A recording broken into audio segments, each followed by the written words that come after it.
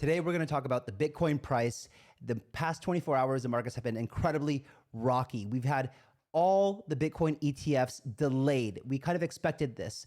We have Department of Justice coming after Binance. And we also have Bitwise, a over $1 billion asset manager who was applying for the Bitcoin spot ETF, pull out and withdraw their ETF application from the SEC just when we thought things couldn't get any worse.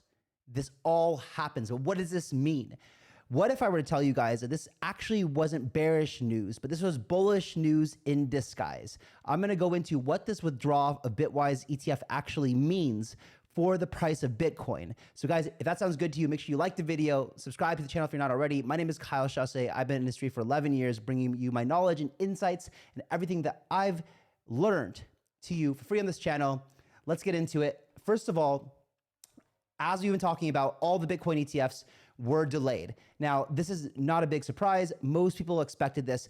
The question that we'll get into in just a bit, we will look into why the sell-off happened before the news was announced. This is very, very odd. But what I really want to bring your attention to is the upcoming story of the Bitwise thing. But what we should look at first is now the new deadlines for approvals. As you can see, these new approval deadlines are actually coming for middle of October. Now, my internet is going, there we go. Middle of October, so we can see all the new deadlines. So the next target to watch, guys, is the middle of October. Now, this would be very convenient. September, we had go away. So in September, we have historically had bad months. I just telling someone, go away. Guys, I'm not editing this video. Basically, it's live, it's uploading. So in October is when we have something to look forward to, another catalyst. Now, look at this. Now, we've got the Bitwise CEO, Matt Haugen, who's saying it's time to move forward with a spot Bitcoin ETF because the crypto industry is ready after a 10-year journey. Now, this is confusing, right? Because this news article says Bitwise unexpectedly withdraws Bitcoin and Ethereum market cap strategy ETF application. So what does this mean? Well, my heart almost sunk when I saw this because all kinds of conspiracies started running through my head, right? Like, what if all these applications, BlackRock and Fidelity and Bitwise and Invesco, what if they all made these applications knowing that they would get rejected, get everyone's hopes up, and then just all of a sudden just say, hey, you know what, we're going to pull all of them out. And this is kind of where my mind started racing when I saw these headlines. But the most important thing to note from this article is that it's Bitcoin futures contracts is what this ETF was. So what does this mean? What does this mean? So Bitwise had multiple ETF applications in. The spot Bitcoin ETF still remains. And so what they decided to do was pull the futures Bitcoin and Ethereum ETF off the table. I had to think about this for a second. What does this mean? Well, think about it. If you're managing $1 billion of funds for your customers and ETFs are going to be approved, what product do you sell them? Do you sell them a Bitcoin futures ETF, which is traded in stablecoin or in dollars, which doesn't affect the spot price? No, that's risky, right? Because people can long or short Bitcoin, and you do not want your customers to be shorting Bitcoin in the middle of a hyper bull run. Pull that off the table. Don't even allow it to happen, right? Just leave the buy button on, right? You guys all remember from the Wall Street Bets game, like the buy button. This is what this means. They're just turning on the buy button here because they think that the most profitable strategy will be for people to buy Bitcoin at spot because they think it's going to appreciate the most. So let's get into the Bitcoin. So you have to understand, like, this is why I was really excited to see this, because I really had to think about it for a second, but it makes sense now. It makes all the sense in the world that they would pull the futures one off, and they're doubling down and going all in on spot Bitcoin ETF. I will just show you one thing from the article here, right? And it says the timing to withdraw is particularly perplexing given the current bullish sentiment in the market, especially after Grayscale's recent victory over the SEC. The withdrawal has left investors and market analysts scratching their heads trying to decipher Bitwise's sudden change in strategy. This is the official quote, and this is what threw me off too in the beginning, was the trust no longer intends to seek effectiveness of the fund, and no securities of the funds were sold or will be sold under the post-effective, as mentioned earlier, amendment of the trust registration statement. And then what they go on to say is there can be no assurance the fund will achieve its investment objective.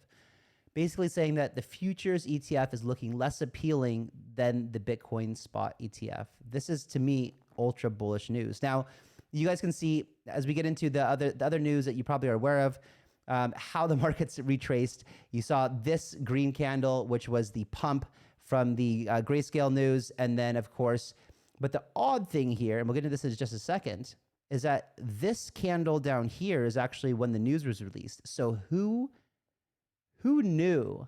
This is what Scott Melker says over here.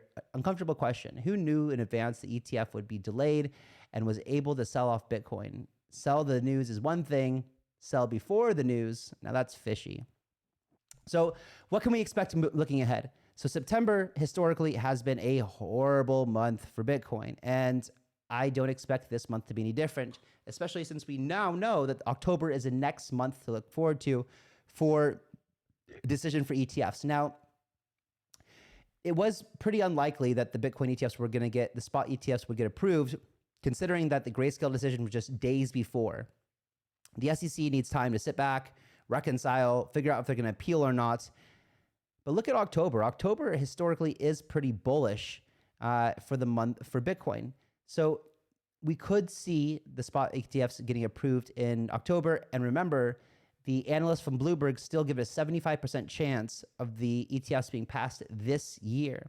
And remember, like I was saying in a video last week, if you are these big funds, BlackRock, for example, and you want to make the most money possible, you want to make sure that your clients are getting into Bitcoin at the cheapest possible price. So what does that mean? Well, we have the Department of Justice news for Binance. So maybe that comes out very soon, and we have a horrible September month. Maybe we see a 20% retracement or something in September.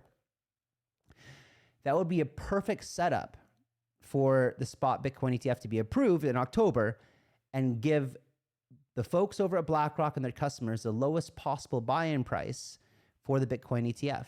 The closer that we get to the halving, the higher the price is going to go organically with or without a Bitcoin spot ETF. We know almost certainly that next year, well into 2024, the price of Bitcoin will be a heck of a lot higher than it is today. So to me, this timeline that adds up and it makes a lot of sense. And we can see, this is just, so I already covered this, but basically in 24 hours or 48 hours, this nice spike that we had was completely annihilated. And Will Clemente, one last thing, from Grayscale ETF excitement to Binance regulatory legal concerns, all in 24 hours, just another day in magical internet money casino. Now, guys, I just want to make this video for you because I am in an eternal bull, right? I mean, I want to encourage you guys to zoom out, not get caught up too much in the day-to-day price action, and focus on the long-term growth perspective of Bitcoin, right? All the institutions managing all the world's money are all in on Bitcoin. They've already made that clear. I got into Bitcoin in 2012. And I had conviction in Bitcoin in 2012. I knew that I was pretty dang sure that what is happening today was going to happen. And if I would have been so obsessed with the day-to-day price and the week-to-week price or even year-to-year price, I would have been the same story as a lot of people that I know that were in early. I know people that had 10,000, 20,000 Bitcoin back in 2010 and 11. And when it pumped and they made 50%, they sold everything. And then they forgot about it. And like, how much are they kicking themselves today?